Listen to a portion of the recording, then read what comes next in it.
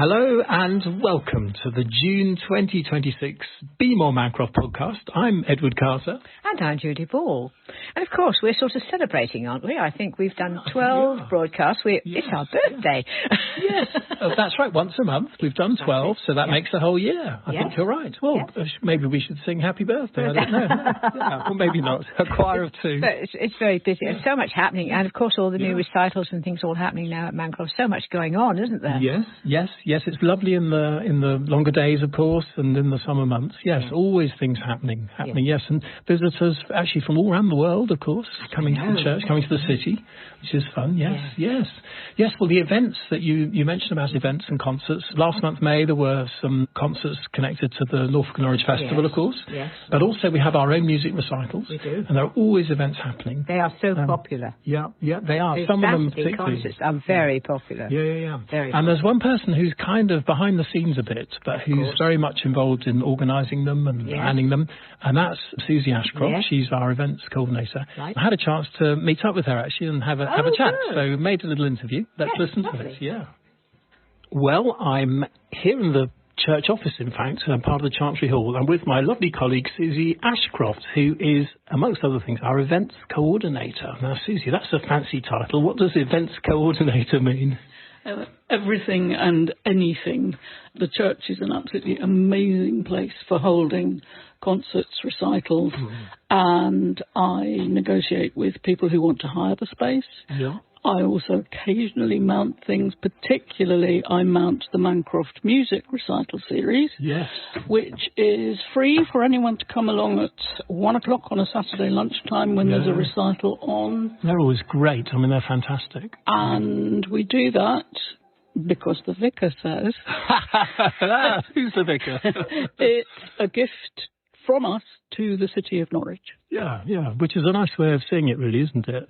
A sort of musical gift. Yeah, and they're well supported, aren't they? They're very well supported, and it is worth always us remembering that we are so privileged to have this amazing space to work with.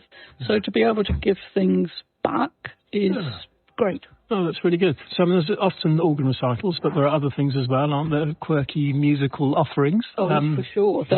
We recently had two ladies dressed in Tudor costume, and their speciality is Tudor music on, as near as possible, original Tudor instruments. Yeah. We've got flautists, we've got folk singers, we've got singers, we've got all sorts of things. You haven't got Mongolian nose flute artists, I noticed. No, we haven't got, but we have got Lithuanian kankles.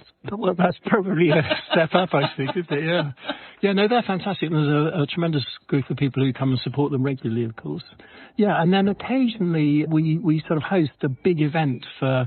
So last month, May, we had a couple of concerts, I think, from the Norfolk and Norwich Festival. Yeah. We did. We had two. We had, now you've caught me on the hop here, James McVitie, the organist, gave a very fine recital and showed a film beforehand with 3 Norfolk organs, one of which was ours. Yeah. And the second was a lady playing something very like the kankles, but much bigger and much noisier. But they were both really well supported. Yeah. And we've had some very leading names come to give concerts at Mancroft, of course, in the past, haven't we? The Canon Masons, and then Evelyn Glennie, I think, came and gave a concert a few years back. So it's amazing that people... It obviously works as a venue for music. It does work as a venue for music. For the big names, we are usually depending on incoming promoters to bring them in, because obviously there's a fairly big risk. If you're getting a big artist, you're going to have a big fee. But we have, and I think the Mason one was actually promoted by us. My plan is for next year to look at starting a series of our own promoted, maybe 6 concerts, evening concerts, to match up to the Mancroft Music Recitals, but these will be paid. Yes. Yeah, no, well, I mean, absolutely so, yeah. Well, watch the space for that one, that's good, yeah. So music is obviously a tremendously important part of our events programme, but occasionally there are other things, art installations and that kind of thing. I mean, do any of those come to mind as having been particularly exciting? I know there are huge projects. We have had a few huge projects, obviously Gaia, Hidden last year. Yeah. We have smaller exhibitions. We've got an exhibition coming in at the end of July, beginning of August. used. The space can be used for anything. My own personal thing is I would like to see more drama. Oh, yes. But we shall see. Yeah, well, that's a good thing to have in mind as well. And there have been drama-y type things done in the past. Yes, they tend to be outside, though, in the forum. Yes, well, sometimes the forum. I know there was the Passion play about 3 or 4 years ago now, which did come into the church at the end, but that largely, as you say, was outside, Yes. And a bit of poetry reading might not go amiss either. Yes, poetry reading. Do you write poetry, Susie, or not? Absolutely not. Oh, no. I do sometimes, actually. Well, hymn words, maybe. Oh, dear. Yeah. I could give a poetry reading. The other thing, of course, that we do mount, that I'm working on right now, actually, is the Heritage Open Week. Yes, of course, and we've got 18 events going across that this year. Wow, that's in September, of course, isn't it? 11th to the 20th, offhand. That's all going up onto their website now, so a really good programme has been sorted out this year. So it's busy. Well, that's a good reminder that you're working ahead of us, aren't you? You're not just sort of saying, well, what should we put on next week? It's often months ahead, years ahead even, I suppose. I've already got 10 things booked in for next year. That's amazing. And with my other hat on, which is communications, which actually is hand in glove with events, I'm already starting to think about Christmas, The Christmas week for events is completely done. Pretty full, We have a lot of charity concerts, that sort of thing, and it's all... Yeah, fantastic. And I know one of the things we sometimes talk about is getting that blend of the church as a place of worship, place of prayer, and as a community place, a place where people come, where events happen, where lovely uplifting things happen that aren't necessarily worship. And it's interesting, really, isn't it? Kind of making that work. Yeah. It is, and it's really important. And one of the things I've been really pleased about this season is we've had a new promoter get in touch who's now booked lots of concerts, who does really unusual, from our point of view, things that I would never have dared to do. Japanese film music, for instance, about to do a Lord of the Rings concert. Absolutely sold out. But what's pleasing, it's people that we have never seen in this church before, on the whole. So that's a whole new audience getting to enjoy this place. And it's good. No, it's wonderful. Not to mention the flamenco dancers. Flamenco dancers, yes. Well, I mean, people absolutely love these things, don't they? And we've had 2 lots of flamenco dancers this year, both absolutely crammed. Yeah. Who knew? Wonderful. Well, we are very lucky having such a great building, church. Partly lucky, but actually there's been a lot of work gone into it. A lot of money has been put into the building over the last, even before I arrived as vicar, which is 7 or 8 years ago now. I mean, if you think there's the front with the flexible furniture, the choir stalls can all be moved, and the new lighting more recently. We've got a pretty good, venue is a slightly odd word to use, but we've got a pretty good venue really for events. Pretty good offer. Yes, it is. A little bit of pillars getting in the way of sight lines. Sometimes, very rarely. Yeah, they're not bad though. They're quite thin pillars, really. Saturday night concerts which go on very, very late, and we have to stay there to get the choir stalls back in for the following morning. Yeah. My favourite. It's the challenge, isn't it? Yeah. But it's great that we can do that. Yeah, of course. And that does raise the fact that it's not just a building and people coming in. It's our people, well, you mainly. And I'm massively grateful to you, Susie, for all that you do on this. But there are lots of other people who help, stewarding concerts and obviously cleaning and all sorts. Yeah. There's a team of stewards. They're amazing. They volunteer. They come along. And it sounds great, come to a free concert, but that's not what it is. It can be quite challenging. We had someone pass out this week, for example, so you need to be on your toes, know what you're doing. And I'm so grateful to those people who give up their time. That's wonderful. But I guess if anyone was interested in becoming a concert steward, then they can be in touch. Please do. Always welcome new people. Especially if you've got first aid experience. Yeah, fantastic, great. Well, Susie, thank you so much. It's been lovely to chat. It's a really, really important part of our life as a church, actually, all of the events.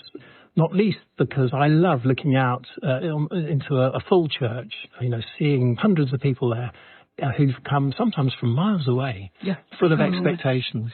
Especially and sometimes with thousands of candles. Some of the promoters come with thousands and thousands of candles. It's absolutely mind-bending. It's terrific. It's wonderful. It's amazing what you can think up, isn't it? Susie, thank you. It's been lovely to chat today. That was great.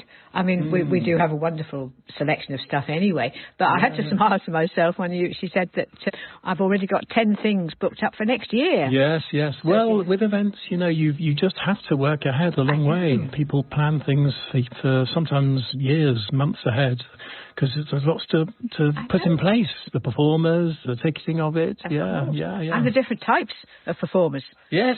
Have you ever done flamenco dancing? No. Right. Are you tempted? No. I'm sure you'd be very good.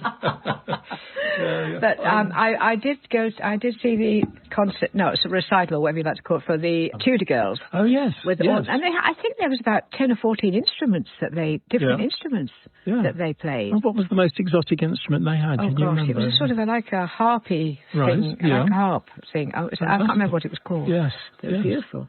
How amazing! A sort of small harp. Yes. Yes, well, I mean, if you were dreaming up an exotic event, what would it be, I wonder? Oh, it's a question to myself as well. Oh, I don't know. Exotic, I don't know. Yeah, perhaps, I don't know, some combination of drama and art and music and, don't know, It's amazing the events that are there. And, of course, one of the challenges, however, of being in Norwich is there are so many things happening all the time. It's a culturally very rich community and city, which is a glorious thing. But I know sometimes in the past we've thought carefully about hosting an event and picked the date and everything. And then someone said, you realise there are already 3 other very good concerts happening on that very same evening. No. Yeah, but actually that's true of most evenings, particularly if you get to the end of the week or the weekend. Yeah, but Susie's amazing in terms of how she plans it all. And the idea of the art side of things and the poetry reading. Yes, it's a little bit different. Yes.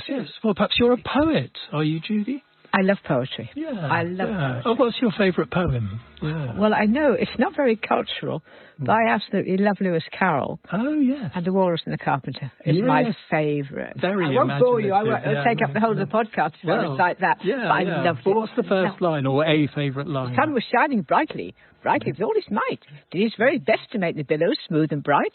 Yes. And this was odd, because it was the middle of the night. Oh, the middle of the night. Well, the middle of the night in June, practically, the sun is still shining, isn't it? Yeah. Very good, very good. Yes, well, I love poetry as well. It says so much in just a few words, doesn't it? Yeah, really imaginative.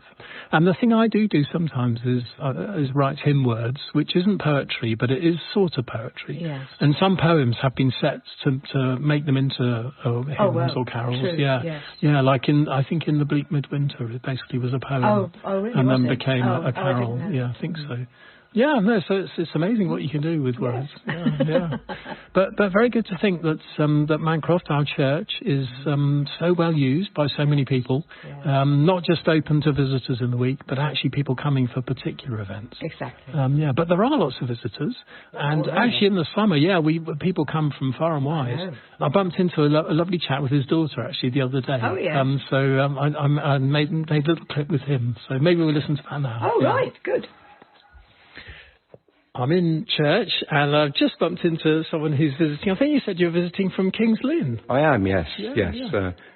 Myself and my daughter tend to visit Norwich, go to Cathedral, and this is the first time we've been here. Well, it's great to see you both here. And so, what actually do you like about coming into a church or a place like this?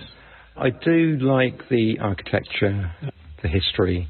I also sit and meditate sometimes and have a quick chat. Yeah.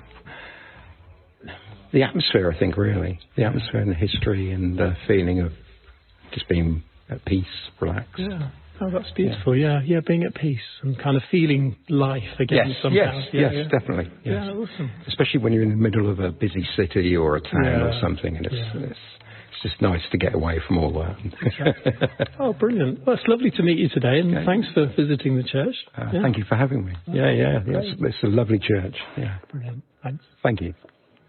I found that interesting, you talking to a gentleman from King's Lynn and talking about having a chat, because very often, that's what I do. Yes. I don't say I don't pray, but very often I will actually talk as though I'm having a sort of a conversation, a one-sided conversation. Yes, I do talk to God. No, that was a lovely description he gave. Yeah. Oh, I think you're right. It was a prayer, having a chat with God. Yes, exactly. Yes, is it a one-way conversation? That's an interesting question, isn't it? How do we talk with God, not just at God? Because you can't. in a way, we don't hear much back, but sometimes we do, I think, or we feel things back, perhaps. Occasionally, I can't honestly say I've noticed much in that respect, but I still do it. Yeah. Or maybe it's not so much expecting like a conversation on the phone with someone who'll chat away. I think you're right. It's not like that. Perhaps it's more as we talk to God, we kind of feel like we're part of something bigger.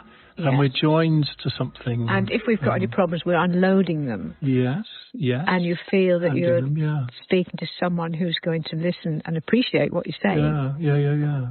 Well, certainly, yes. I mean, when visitors come to the church, and I just love meeting them all, as I know you do. Yes, I do. And they have so many different reasons they come to the church. Yes. And that gentleman I met had listed a whole number of them, which was lovely. Yes. But I do tend to say, as part of that conversation, it's a lovely place to pray and to worship, you know.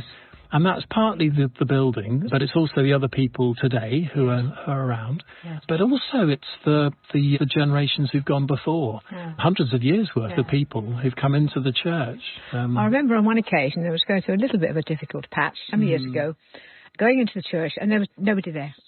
Very, very quiet. And I can remember sitting in the front pew, and I was chatting as opposed to actually praying. Yeah. But I felt almost a sense of relief. Yeah. It was quite weird, but it was lovely. Yeah, it was interesting. It was very rewarding, I thought. Yeah, definitely.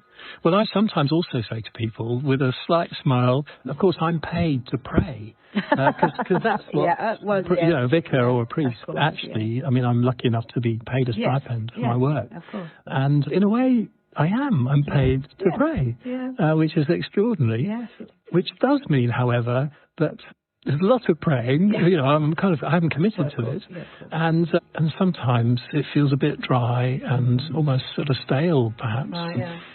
And maybe a bit repetitive sometimes, you know, if it's the similar prayers, saying again and again. And there are times when perhaps if I've got a bit of holiday or something, and I just, you know, I pray in a different way if I'm on holiday. I sort of ease up on the formal prayers. Oh, well, yes. Yeah. Of course. And then the extraordinary thing happens when I come back. I'm back on duty, or you know, I'm back with a sort of formal morning prayers or whatever it might be, evening prayers. A bit like you just described. I have a kind of very strong, strange warmness, some kind of feeling that is hard to describe. You can't describe it. But it feels very, very positive and affirming somehow of life. Yeah, that's interesting. Prayer is a mysterious thing, I have to say. It is. It really is. You know, it's quite unlike almost anything else. Yes. Yeah. Quite. Well, the other thing the man I met said, lovely to come into a peaceful place in the heart of a busy city. Yes. And that is true. But actually, the busyness of the city is a glorious thing as well, I always feel, because, you know, I love the hustle and bustle. I'm very much a city person. Yes. And I was out and about just the other day and met a couple of very nice young people who, again, I had a chat with them about what they like about Norwich. So let's listen to that now. All right. I'm out in the city, lovely early summer's day, and met two lovely people. And what do you like about Norwich? I like that there is literally something for everyone. So whoever you are, whatever you're interested in and whatever you want to do, you can find it here, but on a much more personal scale than you would find somewhere like London. So it's not so anonymous. Nice. What about you?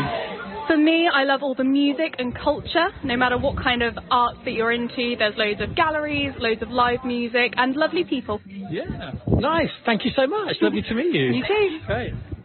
That was good to hear the comments about Norwich and how friendly it is and how a lovely place to be. Yes. I mean, I'm Norwich born and bred. Yes.